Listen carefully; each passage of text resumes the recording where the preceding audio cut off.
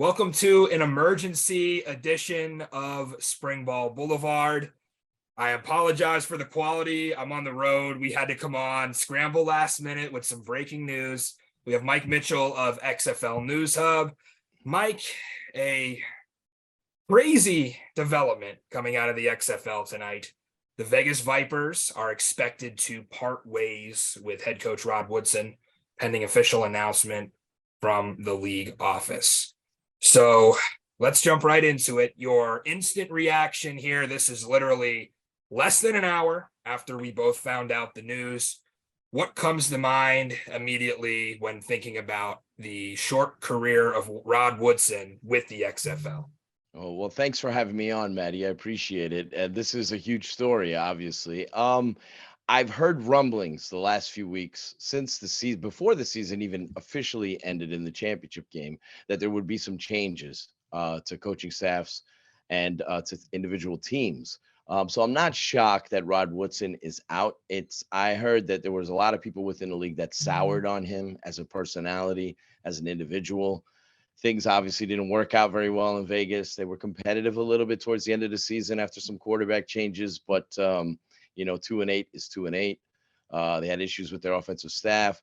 Rod was, very much, we saw this within the league. Anthony Beck did a wonderful job with St. Louis, but we saw the aspect of these players turned coaches who didn't have a lot of experience in that big chair, struggling with that role. And we saw that with Buckley. His team played better towards the end of the season, but they were 1-9.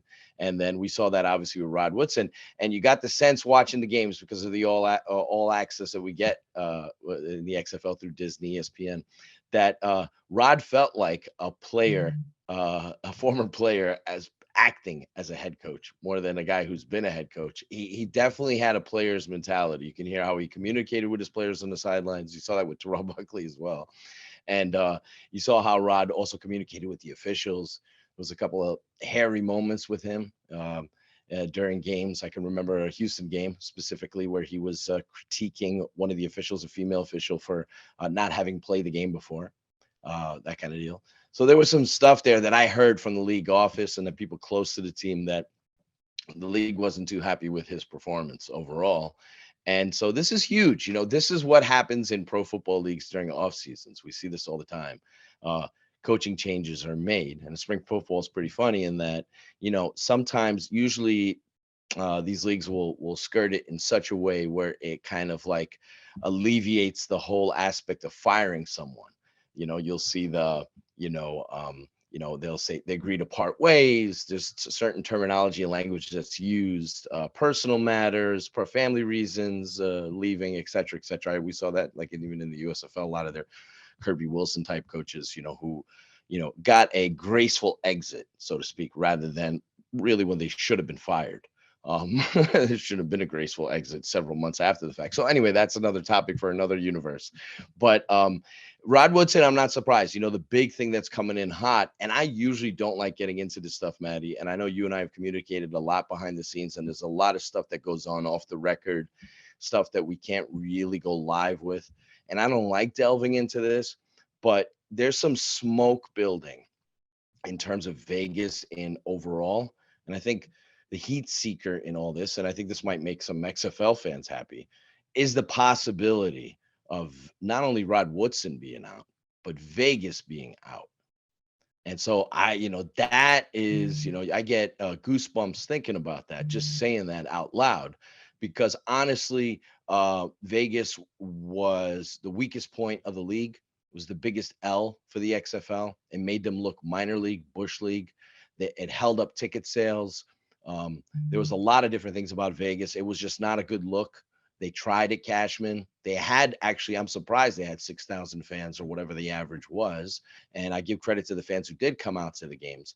But that market itself did not support the league. The media gave it very poor coverage. So the possibility that Vegas could be out, and there have been people, sources within the league who work in the league who have reached out to me and have asked me to dive into this matter further to see if there's any information developing, because it's a developing thing where there has been talk of Vegas being out. I'm all for it. You got my vote. So I like the brand name. I understood the initial idea of going into that market, But if it were me, I would just take the L and move on. Go to a market that will embrace the league the way DC embraced the Defenders. No surprise there. We knew that from 2020. The way St. Louis embraced the Battlehawks. No surprise there again. So I don't care where they go. And I know Rock teased a few weeks back, Dwayne Johnson, that is, teased the possibility of Hawaii. I'm not saying Hawaii is going to happen, but, in the future XFL expansion, he would like to be there. So we'll see what happens, but whatever they do, I think everyone would be happy if that's the case. No disrespect. I know the Vipers have some hardcore fans out there that love the league and were happy. Bang But gang. yeah, Bang Gang. But I honestly, so if they come back for a second year, because that's what I've heard during the season, like there's some remorse there because the way things turned out. Allegiant didn't work out because Mark Davis blocked the league from getting into that city. And then it led to a lot of bad things for the league. They looked at Bishop Gorman, other venues. They had to settle for Cashman. It was at the last second. The schedules were released late. Ticket sales were late. So I don't, the Vegas sales team was let go, which you would think initially when I heard that, you would think, okay, that's a hint, maybe Vegas is out. But, we know, because the league did not meet their revenue markers. I mean, they were profitable in certain aspects. They did well with sponsorships. They sold over 600,000 tickets. They had good ratings. They were the number 2 rated program on ESPN2, number 2 rated program on FX. Whatever it was, 1.4 million viewers for their championship game. So they did respectably, considering that they had a very light network schedule. I mean, they had 5 of their, whatever it was, 7 ABC games that averaged over 1 million viewers. So I think the average for the season would have been higher if they weren't on FX, that if they didn't have these strange time slots. So it's an interesting point right now, Maddie, for the league. Year 2 is crucial. We've seen the Forbes article where they're talking about 2027 having money earmarked from season 1 through 4 already. So, and we know that they're trying to be, I wouldn't say frugal, but they're trying to be financially responsible because, whenever it comes to a professional football league, it's a very costly proposition. It costs tens of millions of dollars to operate. So I know I'm covering a lot of ground here all over the place because my mind is working 100 miles per hour, but there's just so much that's going on. There's so much to unfold with this. And I don't think it's a bad thing. I respect Rod Woodson greatly as a player, but, if it were up to me, I would have fired him. Yeah, we think about this is a boulder that will probably begin to roll down the mountain now. We think about things like last NFL season, Rod Woodson makes an appearance on the Pat McAfee show to talk about being hired as an XFL head coach. At that point, he had been announced to Vegas, kind of teasing the uniforms and building the hype. I remember him talking about, we have the coolest uniforms in the league. We're excited to get out to Vegas. They debut the uniform. It's that really sleek, cool looking black and red. I'm getting excited. I'm like, this could work. Then you hear about Cashman Field and you lose a little bit of momentum.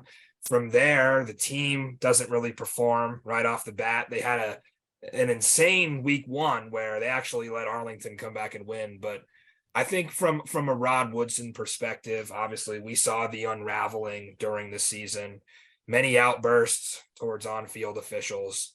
The press conferences that I attended were not necessarily pretty. And I've heard some things, obviously, that happened in the locker room as well. But it's really tough. I think if we would have set the odds at the beginning of the XFL 2023 season, will all 8 coaches make it to year 2? I think yes would have been about plus 1,000. I mean, nobody expected that everybody was going to survive. In fact, Mike, you wrote in an article, I hate to say it, but someone's got to suck. When you have a team with 8 leagues or 8 teams, someone is just going to be bad, and usually one in each division, right? Which we saw with Vegas. It's math. It's math. Somebody, I hate to use a wrestling term. You got the Rock in this league. Someone has to do the job. It's like it's math. Even it's not mathematically possible for every team to have a winning record. The best you can do, I know we went through a lot of math during the season, you and I, with all the tiebreakers and everything else. It's not mathematically possible for every team. And the best you can do is have every single team go 5-5. Somebody's got to be 3-7. Somebody's got to be 2-8, 1-9. I mean, even if you took the 8 best NFL teams and put them in one separate league, somebody's got to have losing records. I don't care who it is. You could put maybe the Chiefs and Eagles will, still do what they do.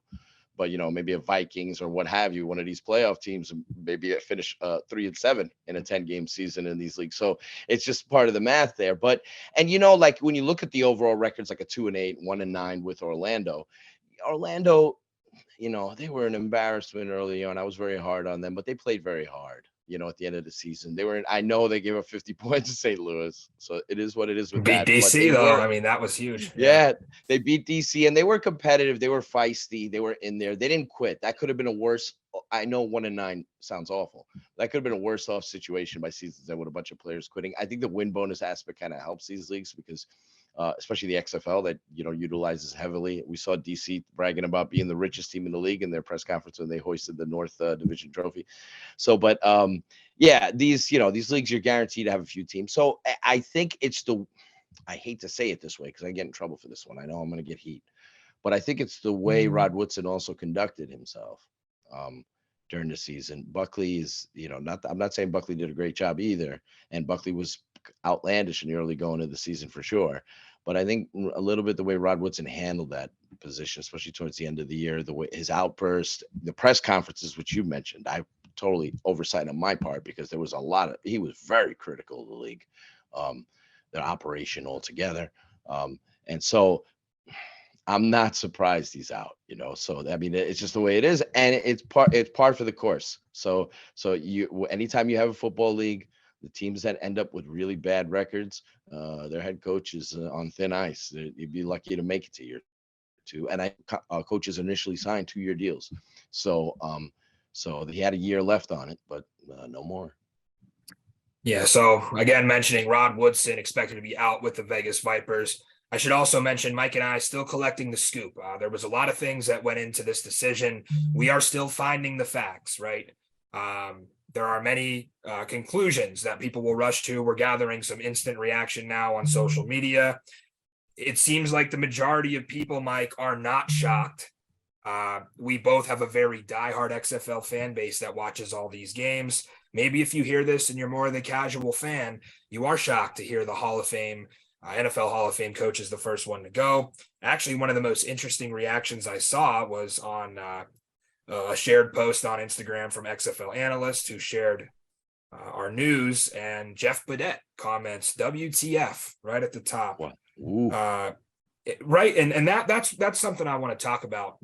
Rod Woodson's relationship with his roster, because when this roster was assembled, Joey Clinkscales, obviously with XFL 2020, they took a different approach. It seems they got the big names. They got the Vic Beasley. They got Martavis Bryant, Geronimo Allison, and then added Brett Hundley. So a lot of older, late 20s, early 30 veterans, and they had that star power by name. But it never seemed like it really came together. A lot of those players that we just mentioned have had phenomenal careers, really didn't show up in this iteration of the XFL. And they were turning to guys kind of like a Jeff Badette, a John Lovett, some of the guys that did great things there. And I know Badette was hurt, but when you saw, I know you did a like early power ranking, when you saw the rosters were put together, when you saw this roster assembled, did it give you any hope that maybe Rod Woodson's stars were able to carry him, or did you kind of figure that this team was doomed from the start? No, I thought they would be better. I was a little worried about Dwayne Taylor because he's had success at FCS level, Alabama A&M, but I was worried about the offense clicking. And so there were some talented guys there. Jeff Badette, we saw by the end of the season, Jalen McClendon, step up. He maybe didn't finish the season that great, but he was very good down the stretch. He showed a lot of poise for a guy never very little playing time in his entire career, including college. And Rod Woodson talked extensively in the press conference after the Houston game, where they were, again, a lot of Vegas games coming right down to the wire there. He talked extensively about Jalen McClendon and developing him for 2024 and beyond. So, again, still gathering the facts of this situation. Sure. It seemed to me he wanted to be back. Yeah, it did seem that way to me, and so I'm surprised. And like you said, we're gathering information on this. Several sources, including yourself, have reached out about this and given the information, and it's still developing. We'll see where it goes. We'll see if the league announces it in a more kinder way. Maybe, I'm not sure, but yeah, I can see why some players would be disappointed. Rod's a former player; he does have backing, so. It's tough. It comes a month at, what were we talking about here? Yeah, month and change after the season or thereabouts. where Vegas's season ended. So you would expect it maybe a little bit sooner if it was coming. So maybe that, you get a little, players might be a little surprised that it's coming now. Here, shout out to the Local Defenders podcast at xflboard.com. They had Randy Mueller on at the end of the season, and Randy Mueller hinted that there would be some changes to teams that have already been made, but that won't be announced until later. Now, at the time when I heard that interview, I wasn't sure if he's referring to staff changes or what team, maybe personnel changes, who knows. But coaching is the first thing I thought of, and maybe some coaching changes, and we'll see what happens with the Dragons. They have a very good staff, a lot of accomplished guys there. But I think we got a hint that there was moves already that were going to be made. We just weren't going to find out about them until June, and so here we are. A lot of people are going to speculate that T-Buck is next in Orlando. I haven't heard anything about that. I heard that that he's well liked within the league, and well, just like Rod, players like him too. So we'll see how that goes. But there's no guarantees. It's not even just the league deciding to move on from these coaches during this offseason and then leading into the fall and winter. A lot of these coaches on these staffs could get opportunities to go elsewhere. You got at the end of the NFL season, you got the firing, it's basically firing season, but it's also hiring season. And so a lot of staffs get let go. A lot of people get let go. I know there's been interest in Reggie Barlow, but he's looking for a head coaching spot more than being an assistant. He loves being a leader. And so for him to leave the XFL, I'm not saying he's going to, but for him to entertain that option, I think he would have to have a prominent role. But we could see a lot more changes to these staffs as we go along. This is just an issue where, some coaches might leave with family reasons. Otherwise, they might find, they might want to go work for a Power 5. There's some guys on that DC Defenders staff that I think should be Power 5 coaches, as far as I'm concerned, or in the NFL, including their offensive line coach, several other guys. So anyhow, but this is a developing story, and we'll see what happens from here, who they hire, who they target. Are they still going to be in Vegas? Like I said, I've had sources reach out to me that have been telling me, keep an eye on Vegas. I'm hearing things. And so I'm hoping that's the case, that they leave Vegas. I'm sorry, any Vipers fans out there who hear this get upset with me, but I just don't think that market. I mean, we saw media members that disrespected the league. They went on social media during their first game in Vegas and joked about leaving the game while it was in progress. So that market did not embrace the league. So it wasn't a warm welcome. And so if you can find a market that will embrace you like some of the other XFL markets, I think it's a win, because I don't see what the upside is in Vegas. I don't think that market is clamoring for a pro football team, spring pro football team, whatever you want to label it as. And the max you can do in that stadium is, 8,000, 9,000, whatever it is. So they did like 6,000 last year. So I don't see you're going to maximize profits in that market without lowering ticket sales and basically, doing everything you can to just get more people to embrace the league, giving away free tickets to kids, that kind of thing.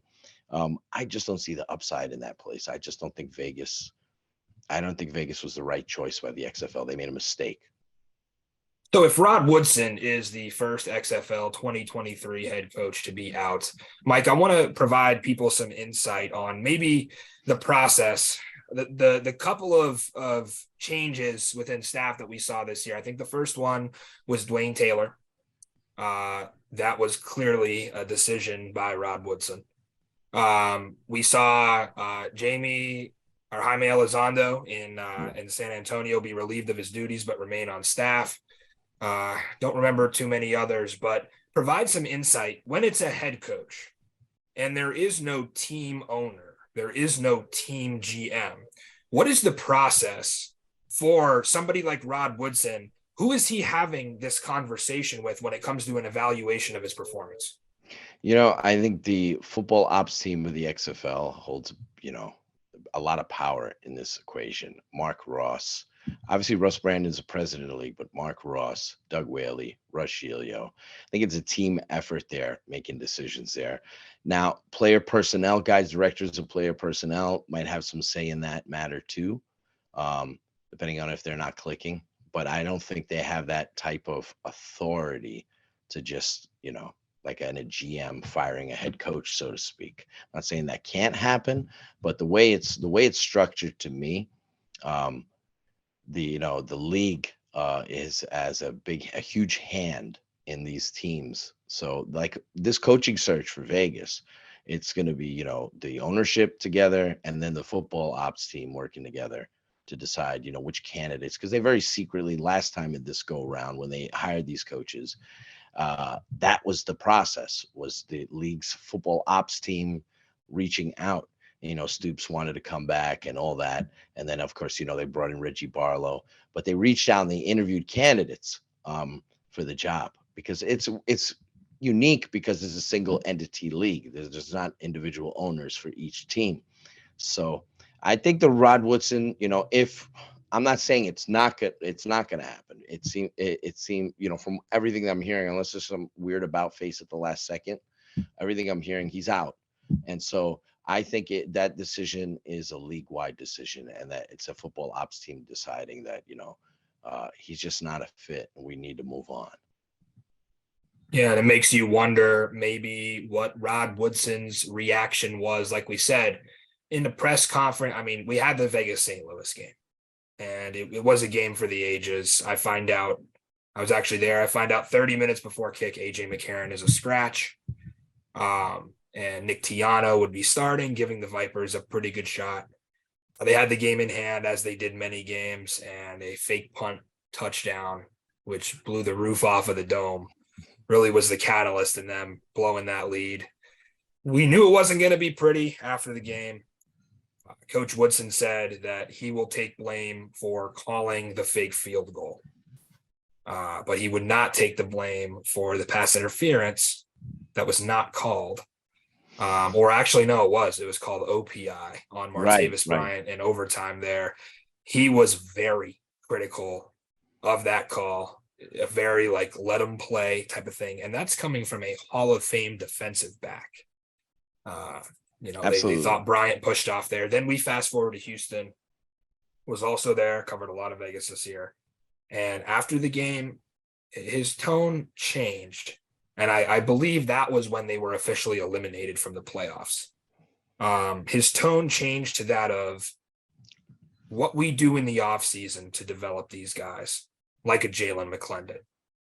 And he talked a lot about what this may look like in years to come. So again, that's why I'm wondering what changed. And again, we're still collecting the facts of this story.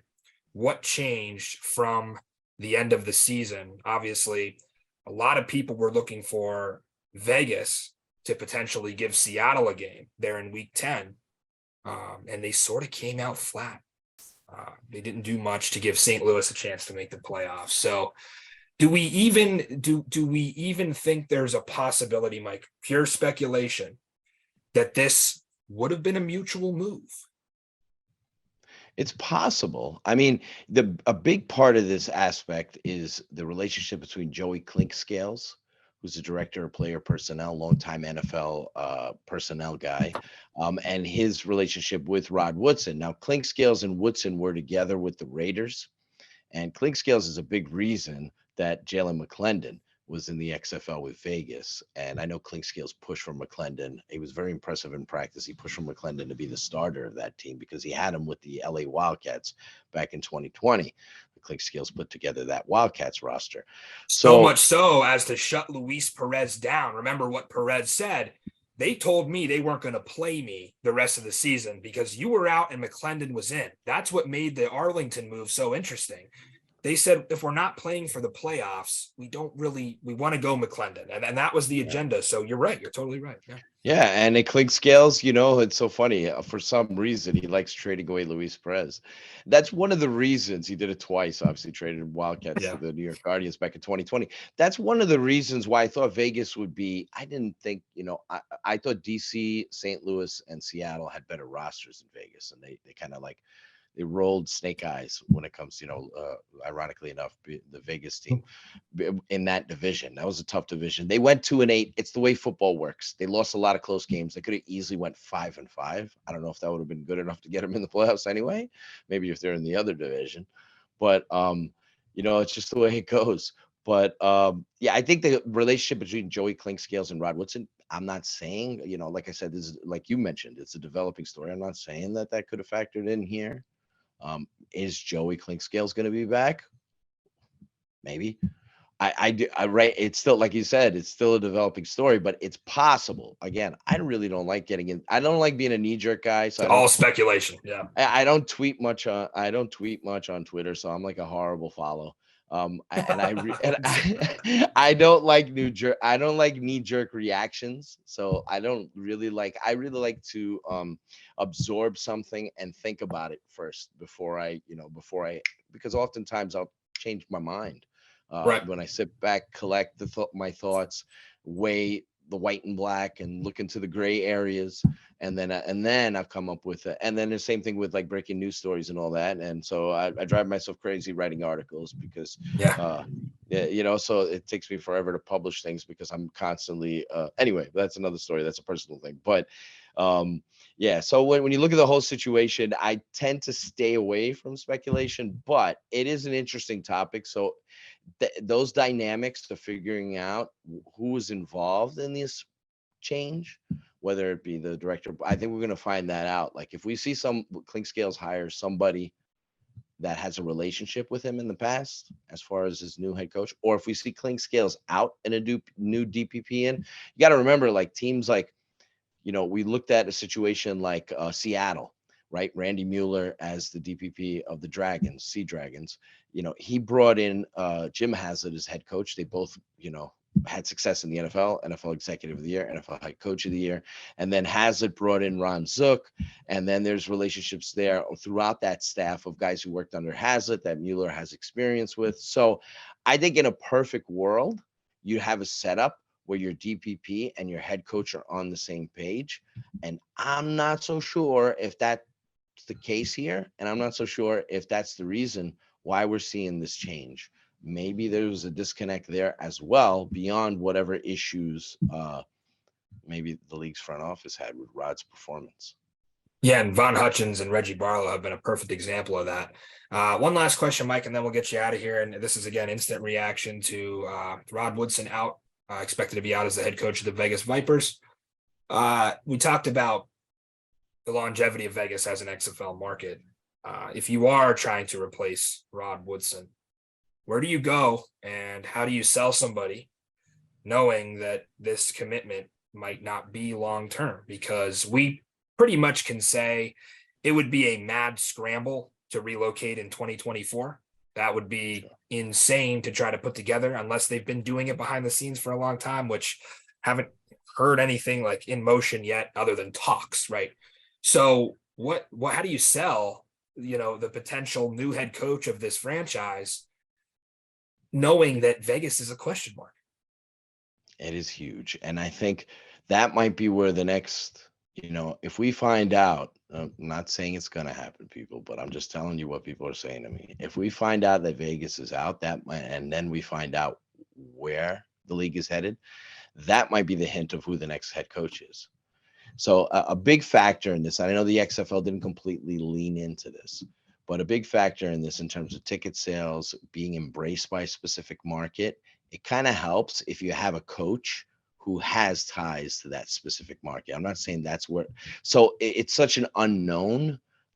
If I know, again, I'm speculating too much, but if they go to San Diego or if they go to some other market, I would think that the idea would be to hire a coach that fits that particular market. I know some people out there wanted like Steve Spurrier in Orlando or something like that. Been right? getting a lot of replies for that. Yeah. Yeah. So I used to see that, and with the T-Buck probably hears his Hey, his ears are son's in the ringing from league. that. His son's with Arlington, right? So Yeah. you So got your yeah. first assistant.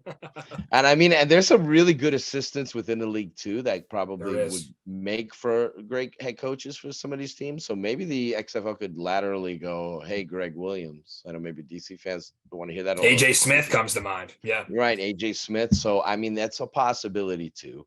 I'm sure they have a list of guys that they were interested in, list of coaches they were interested in, and before they decided upon their final 8. I heard some names leading in. I released the information of who the coaches would be long before the league ever did.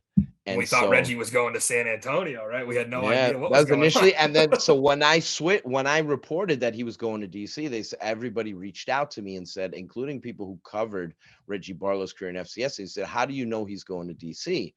And because I had people tell me that he's going Yeah. to be coaching the DC team, so people were surprised at that switch because the Mhm. media ran with San Antonio for Barlow.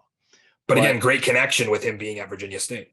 Absolutely, right? So that worked out perfectly. And then so we could see that whoever, if they stay in Vegas, see, there's so many ifs involved here. Yeah. It It's has to all be speculation. it has to be a head coach that has ties to Joey Clinkscales. But then you jump into the next if.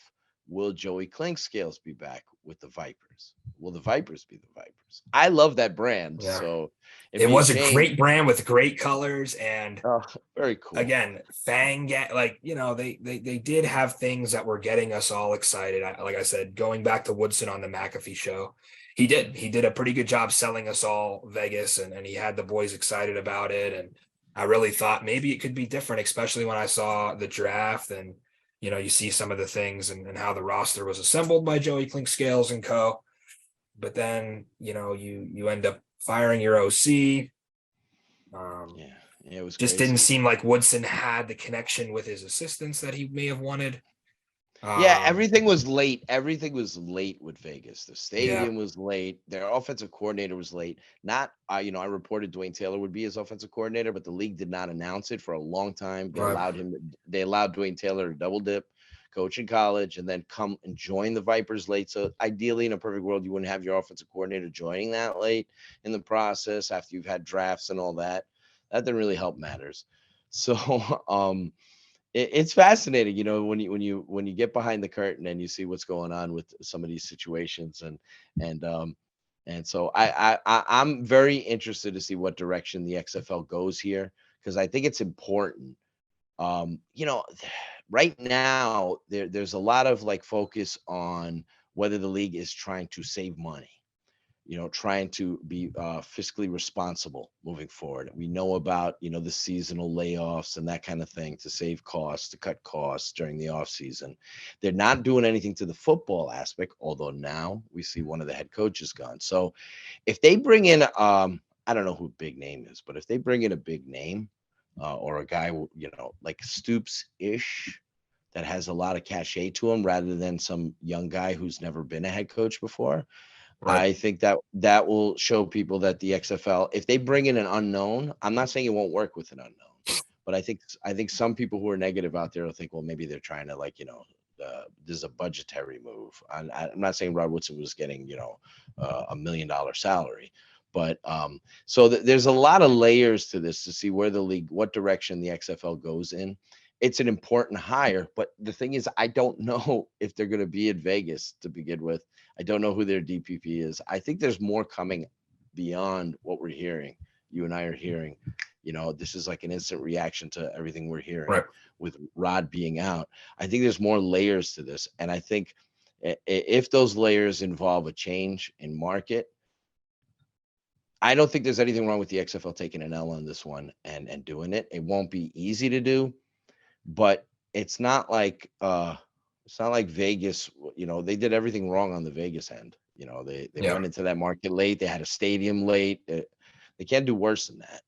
So, Yeah. so I mean, like, even if they all of a sudden they go to Columbus, Ohio or something, right? I'm not saying Yeah. they're going there, but just hypothetically, it's got to be better than the way they handled Vegas, and how Yeah, we things. do.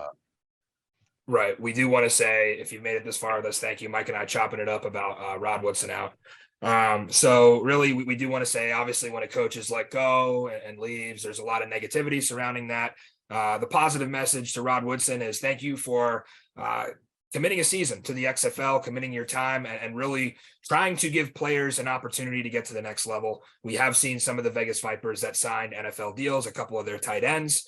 And probably more to come, as they had some great players on that team. Again, Jeff Badette having a reaction that seemed like he wasn't too happy about it. So let's thank Rod Woodson and say thanks, coach, for coming along. And he was put into a tough situation. We do have to wrap up here pretty soon before Zoom cuts me off on the road. But For yeah, sure. For we'll sure, catch up with Maddie. you I soon, Mike. echo your Yep. sentiments. Yeah. Yeah, we'll catch up with you soon, Mike. And that's that. Rod Woodson is out for Vegas, expecting to hear a league announcement soon. Thanks for joining us tonight.